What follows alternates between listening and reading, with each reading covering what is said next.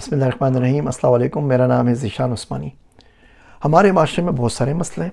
उसके अंदर जो एक बहुत बड़ा मसला नौजवान नस्ल के अंदर आजकल आ गया है वो स्पून फीडिंग का।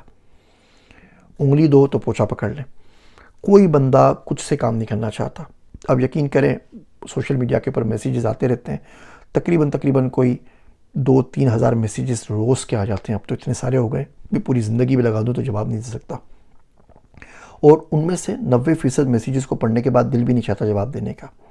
वो तमाम बातें पूछी होती हैं जो कोई भी शख्स गूगल करके चैट जीपीटी से आराम से पूछ सकता है। तो थोड़ा कोशिश क्या करें, और कोई अगर बंदा थोड़ा सा बता दे उनको तो फिर वो मज़ीद पूछ लगते हैं, अच्छा ये क्यों नहीं, सर जी पढ़ने जा रहे हैं कौन सी यूनिवर्सिटी अच्छी बता दो, अच्छा जी बता दी, सस्ती कौन सी बता दें, अच्छा इसमें क्यों जाऊँ, इसमें नहीं जाऊँ तो क्या होगा। अब आपकी ज़िम्मेदारी हो गई कि आप उसको कन्विंस करें कि भैया आपको ज़िंदगी में पढ़ना भी चाहिए या नहीं पढ़ना चाहिए।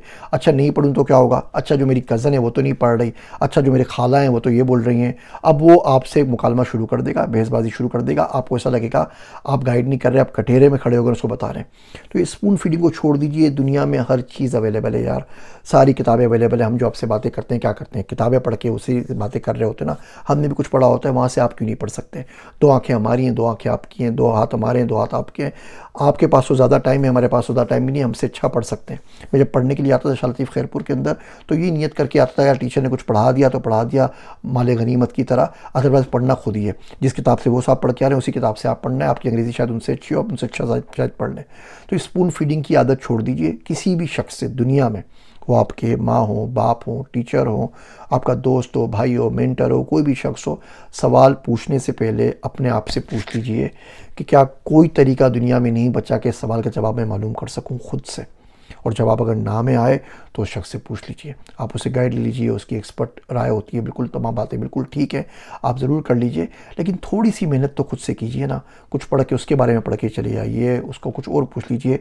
हर चीज़ का सवाल, एक तो फेसबुक आ गया है मनूस, जब बंदा कोई कमेंट करता है लिख के चले जाता है, सामने वाला जवाब भी देगा, उसको पढ़ने का भी आपको टाइम नहीं होगा। आप 100-150 सवालात बैठ के लिख रहे होते हैं।